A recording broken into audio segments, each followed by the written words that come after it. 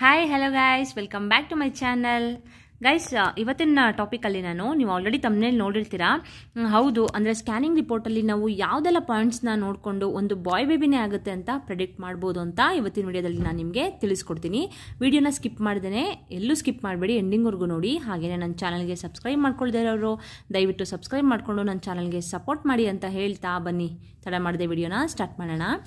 Guys, ಇದು ನೋಡಿ, ನಂದು ಇದು 11/3/2022ನಲ್ಲಿ ನಾನು ಈ ಸ್ಕ್ಯಾನಿಂಗ್ನ ಮಾಡಿಸಿರೋದ್ರು.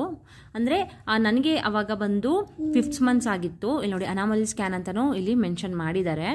ಗೈಸ್, ನಾನು ಹಾಗೆಯೇ ಈ ಥರ ಸ್ಕ್ಯಾನಿಂಗ್ ರಿಪೋರ್ಟ್ಸ್ನ ತೋರಿಸ್ಬೇಕಾದ್ರೆ ನಾನು ಇದನ್ನು ಎಲ್ಲರಿಗೂ, ಅಂದರೆ ಯಾವುದೇ ಸ್ಕ್ಯಾನಿಂಗ್ ರಿಪೋರ್ಟ್ಸ್ನ ನಾನು ತೋರಿಸ್ಬೇಕಾದ್ರೂ ಇದನ್ನು ನಾನು ಹೇಳ್ತೀನಿ. ಯಾಕಂತಂದರೆ ಕೆಲವರಿಗೆ, ಅಂದರೆ ಆಲ್ರೆಡಿ ಬೇರೆ ವಿಡಿಯೋಸ್ ನೋಡಿರೋರಿಗೆ ಬೇಜಾರಾಗ್ಬೋದು, ಏನು ಹೇಳಿದ್ದೆ ಹೇಳ್ತಾರಲ್ಲ ಇದನ್ನು ಅಂತ.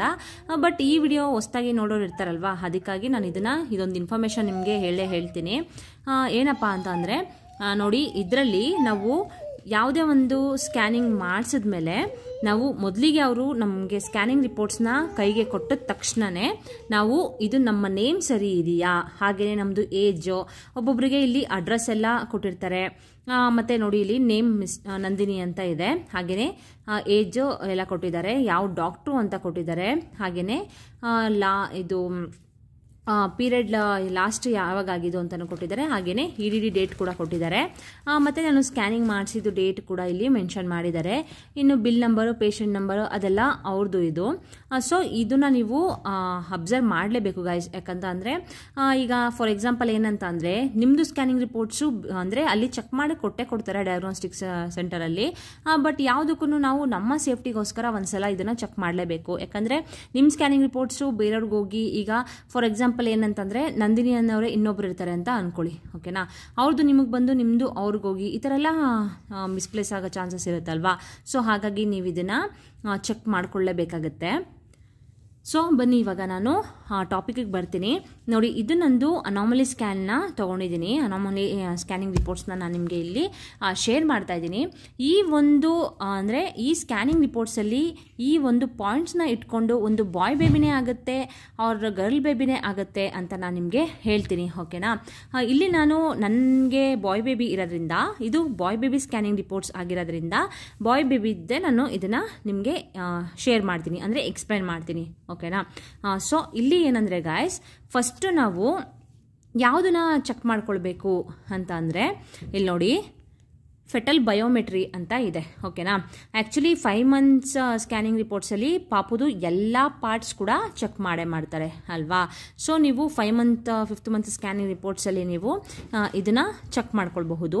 ಇದರಲ್ಲಿ ಏನಪ್ಪ ಅಂತ ಅಂದರೆ, ಇಲ್ಲಿ ಫೆಟಲ್ ಬಯೋಮೆಟ್ರಿ ಇದೆ ನೋಡಿ, ಇದು ಒಂದು ಇದು ಬೇಬಿದು ಫುಲ್ ಪಾರ್ಟ್ಸು, ಓಕೆನಾ.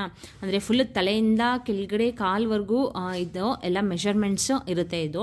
So BPD, HC, AC, FL ಇದನ್ನೆಲ್ಲ ನಾನು ಆಲ್ರೆಡಿ ಒಂದು ವಿಡಿಯೋ ಮಾಡಿ ಹಾಕಿದ್ದೀನಿ. ಈ ಥರ ಅಂದ್ರೇನು, BPD ಅಂದ್ರೇನು, HC ಅಂದ್ರೇನು, AC ಅಂದ್ರೇನು, FL ಅಂದ್ರೇನು ಅಂತ ಎಲ್ಲ ಒಂದು ವಿಡಿಯೋ ಮಾಡಿ ಹಾಕಿದ್ದೀನಿ ನಾನು. ನೋಡದೇ ಇರೋರು ಅದನ್ನು ಒಂದ್ಸಲ ಚೆಕ್ ಮಾಡ್ಕೊಳ್ಳಿ. ಬೇಕಾದರೆ ಡಿಸ್ಕ್ರಿಪ್ಷನಲ್ಲಿ ನಾನು ಲಿಂಕ್ನ ಬೇಕಾದರೆ ಹಾಕಿರ್ತೀನಿ. ಹಾಗೆಯೇ ಗೈಸ್, ಇದರಲ್ಲಿ ಏನಪ್ಪ ಅಂತ ಅಂದರೆ ನೋಡಿ, ಒಂದು ಬಾಯ್ ಬೇಬಿನೇ ಆಗುತ್ತೆ ನಮಗೆ ಅಂತ ಯಾವ ರೀತಿ ಪ್ರೆಡಿಕ್ಟ್ ಮಾಡ್ಬೋದು ಇದರಲ್ಲಿ ಅಂತ ಹೇಳೋದಾದರೆ, ಇದು ಬಂದು HC ಅಂತ ಕೊಟ್ಟಿದ್ದಾರೆ ನೋಡಿ, ಇದು ಬಂದು ಹೆಡ್ ಸರ್ಕಂಫರೆನ್ಸ್, ಅಂದರೆ ಬೇಬಿದು ಹೆಡ್, ಓಕೆನಾ. ಸೊ ಎಲ್ಲ ಸ್ಕ್ಯಾನಿಂಗ್ ರಿಪೋರ್ಟ್ಸಲ್ಲೂ ಇದನ್ನು ಚೆಕ್ ಮಾಡಿರ್ತಾರೆ. ಈ HC ಅಂದರೆ ಹೆಡ್ ಸರ್ಕಂಫರೆನ್ಸ್ ಬಂದು ಇದು ಸ್ಟ್ಯಾಂಡರ್ಡ್ ಸೈಜ್ಗಿಂತ ಜಾಸ್ತಿ ಇದ್ದರೆ, ಓಕೆನಾ, ಸ್ಟ್ಯಾಂಡರ್ಡ್ ಸೈಜ್ಗಿಂತ ಜಾಸ್ತಿ ಇದ್ದರೆ ಒಂದು ಬಾಯ್ ಬೇಬಿ ಆಗುತ್ತೆ ಅಂತ ನಾವು ಪ್ರೆಡಿಕ್ಟ್ ಮಾಡ್ಬೋದು, ಓಕೆನಾ. ಇಲ್ಲಿ ಬಂದು ಸ್ಟ್ಯಾಂಡರ್ಡ್ ಸೈಜು ನಾನು ನಿಮಗೆ ಎಕ್ಸ್ಪ್ಲೇನ್ ಮಾಡ್ತೀನಿ. ಇಲ್ಲಿ ನೋಡಿ, ಹೆಡ್ ಸರ್ಕಂಫರೆನ್ಸ್ ಬಂದು 19.0 cm ಅಂತ ಇದೆ ಅಲ್ವಾ. ಸೊ ಇದು ಬಂದು ಸ್ಟ್ಯಾಂಡರ್ಡ್ ಸೈಜ್ ಬಂದು, ಅಂದರೆ ನೋಡಿ ಇಲ್ಲಿ 21 weeksಗೆ, ಓಕೆನಾ, 21 weeksಗೆ ಹೆಡ್ ಸರ್ಕಂಫರೆನ್ಸ್ ಸ್ಟ್ಯಾಂಡರ್ಡ್ ಸೈಜ್ ಬಂದು 18.9 cm ಇರಬೇಕು, ಓಕೆನಾ. ಸೊ ಇಲ್ಲಿ ನೋಡಿ, ನಂದು ಬಂದು ಇಲ್ಲಿ ಹೆಡ್ ಸರ್ಕಂಫರೆನ್ಸು 19.0 cm ಇದೆ, ಅಂದರೆ ಸ್ಟ್ಯಾಂಡರ್ಡ್ ಸೈಜ್ಗಿಂತ 18.9 cm ಜಾಸ್ತಿ ಇದೆ ಇದು ಅಲ್ವಾ, 19.0 cm ಇದೆ. ಸೊ ಇದನ್ನು ನೀವು ಅಬ್ಸರ್ವ್ ಮಾಡ್ಕೊಳ್ಬಹುದು. ಅಂದರೆ ಹೆಡ್ ಸರ್ಕಂಫರೆನ್ಸಿಂದ 90-95% ಅಷ್ಟು ಗೈಸ್ ನೀವು ಅಬ್ಸರ್ವ್ ಮಾಡ್ಕೊಳ್ಳಿ, ಇದು ನಿಜನೇ ಆಗಿದೆ, ಓಕೆನಾ. ಹೆಡ್ ಸರ್ಕಂಫರೆನ್ಸ್ ಸ್ಟ್ಯಾಂಡರ್ಡ್ ಸೈಜ್ಗಿಂತ ಜಾಸ್ತಿ ಇದ್ದರೆ ಅದು ಒಂದು ಬಾಯ್ ಬೇಬಿನೇ ಆಗುತ್ತೆ ಅಂತ 90 to 90% 95% ಅಷ್ಟು ಅದನ್ನು ಹೇಳ್ಬೋದು. ಓಕೆನಾ. ಸೊ ಇದ್ರ ಜೊತೆಗೆ ಗಾಯ್ಸ್ ಇನ್ನೊಂದೇನಪ್ಪ ಅಂತಂದರೆ ಇದು ಅಬ್ಡಾಮಿನಲ್ ಸರ್ಕಂಫರೆನ್ಸು. ಓಕೆನಾ. ಇದನ್ನೆಲ್ಲ ಅಂದರೆ ಬೈ ಪ್ಯಾರಾಮೀಟರ್ ಡಯಾಮೀಟರು, ಅಬ್ಡಾಮಿನಲ್ ಸರ್ಕಂಫರೆನ್ಸು ಮತ್ತು FL ಇದೆಲ್ಲದಕ್ಕಿಂತ ಇದು ಜಾಸ್ತಿ ಇದೆ ನೋಡಿ. ಓಕೆನಾ. ಅಂದರೆ ಬಾಡಿನಲ್ಲಿ ಫುಲ್ಲು ಬೇಬಿದು ಫುಲ್ಲು ಬಾಡಿನಲ್ಲಿ ಎಡ್ ಸರ್ಕಂಫರೆನ್ಸು ಜಾಸ್ತಿ ಇದ್ದರೆ, ಓಕೆನಾ, ಸ್ಟ್ಯಾಂಡರ್ಡ್ ಸೈಜ್ ಬಿಟ್ಟು ಬಾಡಿನಲ್ಲಿ ಎಡ್ ಸರ್ಕಂಫರೆನ್ಸ್ ಎಲ್ಲದಕ್ಕಿಂತ ನೀವೇ ಅಬ್ಸರ್ವ್ ಮಾಡಿ. ಇಲ್ಲಿ ನೋಡಿ BPD ಬಂದು 4.9 ಸೆಂಟಿಮೀಟರ್ ಇದೆ, ಅಂದರೆ ಎಡ್ ಸರ್ಕಂಫರೆನ್ಸ್ಗಿಂತ ಕಮ್ಮಿ ಇದೆ. ಇನ್ನು AC ಮತ್ತು FL ಅದು ಕೂಡ ನೋಡಿ ಎಡ್ ಸರ್ಕಂಫರೆನ್ಸ್ಗಿಂತ ಕಮ್ಮಿ ಇದೆ ಅಲ್ವಾ. ಸೊ ಹಾಗಾಗಿ ಈ ಬಾಡಿನಲ್ಲಿ ಒಂದು ಹೆಡ್ ಅನ್ನೋದು ಜಾಸ್ತಿ ಅದು ನಿಮಗೆ ಮೆಷರ್ಮೆಂಟ್ ತೋರಿಸ್ತಾ ಇದ್ರೆ ಅದು ಒಂದು ಬಾಯ್ ಬೇಬಿನೇ ಆಗುತ್ತೆ ಅಂತ ಹೇಳ್ಬೋದು. ಅಕಸ್ಮಾತ್ ಸ್ಟ್ಯಾಂಡರ್ಡ್ ಸೈಜ್ಗಿಂತ ಕಮ್ಮಿ ಇದ್ದರೆ ಅದು ಒಂದು ಗರ್ಲ್ ಬೇಬಿ ಆಗುತ್ತೆ ಅಂತ ನಾವು ಪ್ರೆಡಿಕ್ಟ್ ಮಾಡ್ಬೋದು. ಓಕೆನಾ. ಸೊ ಇದನ್ನು ನೀವು ಡೀಪಾಗಿ ಅಬ್ಸರ್ವ್ ಮಾಡ್ಕೊಳ್ಳಿ. ಇನ್ನು ನೆಕ್ಸ್ಟ್ ನೋಡೋದಾದರೆ ಗೈಸ್ ಇಲ್ಲಿ ಪ್ಲೆಸೆಂಟಾ ಇದೆ ಅಲ್ಲ, ಪ್ಲೆಸೆಂಟಾ ಬಂದು ಇಲ್ಲಿ ನನಗೆ ಆಂಟೀರಿಯರ್ ಅಂತ ಕೊಟ್ಟಿದ್ದಾರೆ. ಇದರಲ್ಲಿ ಏನಪ್ಪ ಅಂತಂದರೆ ಗಾಯ್ಸ್ ಪ್ಲೆಸೆಂಟಾ ಬಂದು ಪೋಸ್ಟೀರಿಯರ್ ರೈಟ್ ಸೈಡ್ ಏನಾದರೂ ಇದ್ದರೆ ಅದು ಒಂದು ಬಾಯ್ ಬೇಬಿ ಆಗುತ್ತೆ ಅಂತ ತುಂಬ ಜನ ಅದನ್ನು ಹೇಳ್ತಾರೆ ಅಲ್ವಾ. ಸೊ ಇನ್ನೊಂದು ಏನು ಹೇಳಬೇಕು ಅಂತಂದರೆ ಈ ಪ್ಲೆಸೆಂಟಾದಲ್ಲಿ ಬಾಯ್ ಬೇಬಿ ಆಗುತ್ತಾ ಗರ್ಲ್ ಬೇಬಿ ಆಗುತ್ತಾ ಅಂತ ನಾವು ಅದನ್ನು ಪ್ರೆಡಿಕ್ಟ್ ಮಾಡಲಿಕ್ಕೆ ಆಗಲ್ಲ ಗಾಯ್ಸ್. ಓಕೆನಾ. ನಾನು ಆಲ್ರೆಡಿ ಒಂದು ಇದು ಪ್ಲೆಸೆಂಟಾ ಬಗ್ಗೆ ಒಂದು ಫುಲ್ಲು ವಿಡಿಯೋ ಮಾಡಿ ಹಾಕಿದ್ದೀನಿ ಡೀಟೇಲ್ಸ್ ಆಗಿ. ಅಂದರೆ ಆಂಟೀರಿಯರ್ ಮತ್ತು ಪೋಸ್ಟೀರಿಯರ್ ಆದರೆ ಯಾವ ಬೇಬಿ ಆಗುತ್ತೆ ಏನು ಅಂತ ತುಂಬ ಜನ ಅದು ಇದು ಎಲ್ಲ ಹೇಳಿರ್ತಾರಲ್ವಾ, ಅದೆಲ್ಲ ಸುಳ್ಳು ಗಾಯ್ಸ್. ಓಕೆನಾ. ಯಾವುದೇ ಕಾರಣಕ್ಕೂ ನಮಗೆ ಪ್ಲೆಸೆಂಟಾದಲ್ಲಿ ಈ ಥರ ಒಂದು ಬಾಯ್ ಬೇಬಿನೇ ಆಗುತ್ತೆ ಗರ್ಲ್ ಬೇಬಿನೇ ಆಗುತ್ತೆ ಅಂತ ನಾವು ಪ್ರೆಡಿಕ್ಷನ್ ಮಾಡಲಿಕ್ಕೆ ಆಗೋದಿಲ್ಲ. ಓಕೆನಾ. ಸೊ ಅದನ್ನು ಬೇಕಾದ್ರೆ ನಾನು ಡಿಸ್ಕ್ರಿಪ್ಷನಲ್ಲಿ ನಿಮಗೆ ಲಿಂಕನ್ನು ಹಾಕಿರ್ತೀನಿ, ಅದನ್ನು ಕೂಡ ನೀವು ಒಂದ್ಸಲ ಚೆಕ್ ಮಾಡ್ಕೊಳ್ಳಿ. ಫಾರ್ ಎಕ್ಸಾಂಪಲ್ ಇಲ್ಲೇ ನೋಡಿ ನನಗೆ ಪ್ಲೆಸೆಂಟಾ ಬಂದು ಆಂಟೀರಿಯರು, ಇದು 5th ಮಂತ್ ಸ್ಕ್ಯಾನಿಂಗ್ ರಿಪೋರ್ಟ್ಸು. ಓಕೆನಾ. 11/3 ಅಂದರೆ ಮಾರ್ಚಲ್ಲಿ ನಾನು ಮಾಡಿಸಿದ್ದು 2022ನಲ್ಲಿ, ಅದರಲ್ಲಿ ನನಗೆ ಆಂಟೀರಿಯರ್ ಅಂತಲೇ ಇದೆ. ಸೊ ಇದು ನೋಡಿ, ಇದು ನಾನು 19/5/2022ನಲ್ಲಿ ಮಾಡಿಸಿರೋದು, ಅಂದರೆ ಮೇನಲ್ಲಿ ನಾನು ಮಾಡಿಸಿರೋದು. ಇದರಲ್ಲೂ ಕೂಡ ನೋಡಿ ಪ್ಲೆಸೆಂಟಾ ಬಂದು ಆಂಟೀರಿಯರ್ ಅಂತಲೇ ಇದೆ. ಇನ್ನು ನೆಕ್ಸ್ಟ್ ಸ್ಕ್ಯಾನಿಂಗ್ ರಿಪೋರ್ಟ್ಸ್ ನೋಡಿ, ಇದು ನಾನು 17/1/2022ನಲ್ಲಿ ಮಾಡಿಸಿರೋದು, ಅಂದರೆ ಜಾನ್ವರಿಯಲ್ಲಿ ಮಾಡಿಸಿರೋದು. 13 ವೀಕ್ಸ್ ಆಗಿತ್ತು ಅವಾಗ ನನಗೆ. ಇದರಲ್ಲೂ ಕೂಡ ನೋಡಿ ಪ್ಲೆಸೆಂಟಾ ಆಂಟೀರಿಯರ್ ಅಂತಲೇ ಇದೆ. ಸೊ ಇದು ನಂದು ಫೈನಲ್ ಸ್ಕ್ಯಾನಿಂಗ್ ರಿಪೋರ್ಟ್ಸ್ 18/6/2022ನಲ್ಲಿ ನಾನು ಇದನ್ನು ಮಾಡಿಸಿದ್ದು. ಇದರಲ್ಲೂ ನೋಡಿ ಪ್ಲೆಸೆಂಟಾ ಆಂಟೀರಿಯರ್ ಅಂತಲೇ ಇದೆ.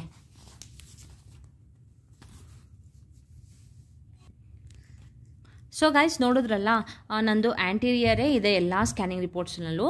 ಸೊ ಈ ಪ್ಲೆಸೆಂಟಾದಿಂದ ಯಾವುದೇ ರೀತಿ ನಾವು ಒಂದು ಬಾಯ್ ಬೇಬಿ ಆಗುತ್ತೆ ಗರ್ಲ್ ಬೇಬಿ ಆಗುತ್ತೆ ಅಂತ ನಾವು ಫೈಂಡ್ ಔಟ್ ಮಾಡಲಿಕ್ಕೆ ಆಗೋದಿಲ್ಲ. ಓಕೆನಾ. ಇನ್ನು ನೆಕ್ಸ್ಟ್ ನೋಡೋದಾದರೆ foetal heart rate. Foetal heart rate ಬಂದು 145 ಒಳಗಡೆ ಇದ್ದರೆ ಅದು ಒಂದು ಬಾಯ್ ಬೇಬಿ ಆಗುತ್ತೆ ಅಂತ ಹೇಳ್ತಾರೆ ಅಲ್ವಾ. ಸೊ ನನ್ನ ಸ್ಕ್ಯಾನಿಂಗ್ ರಿಪೋರ್ಟ್ಸಲ್ಲಿ ನೋಡಿ 155 ಇದೆ 21 ವೀಕ್ಸಲ್ಲಿ. ಫಾರ್ ಎಕ್ಸಾಂಪಲ್ ಈಗ ನಾನು ಲಾಸ್ಟ್ ಸ್ಕ್ಯಾನಿಂಗ್ ರಿಪೋರ್ಟ್ಸು ನಿಮ್ಮ ಹತ್ರ ಶೇರ್ ಮಾಡ್ತೀನಿ.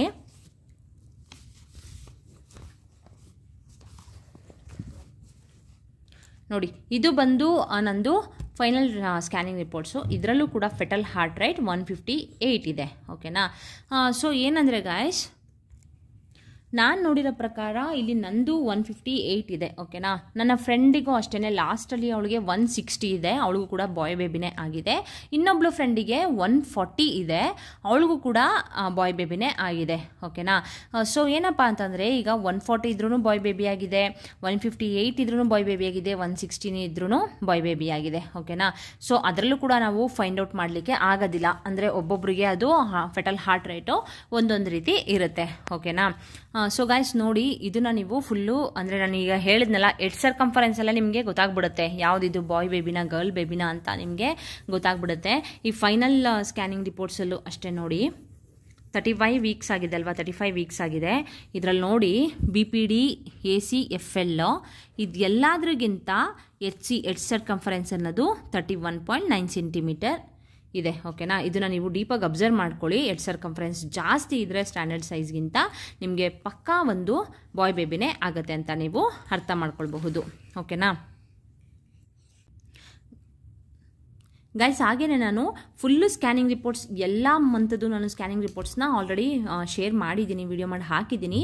ನೋಡದೇ ಇರೋರು ಅದನ್ನು ಚೆಕ್ ಮಾಡ್ಕೊಳ್ಳಿ. ಅದ್ರ ಜೊತೆಗೆ ನಾನು ಯಾವ್ಯಾವ ವೀಕಲ್ಲಿ ಮಗುವಿನ ವೆಯ್ಟ್ ಇರಬೇಕು ಅನ್ನೋದನ್ನು ಹಾಕಿದ್ದೀನಿ.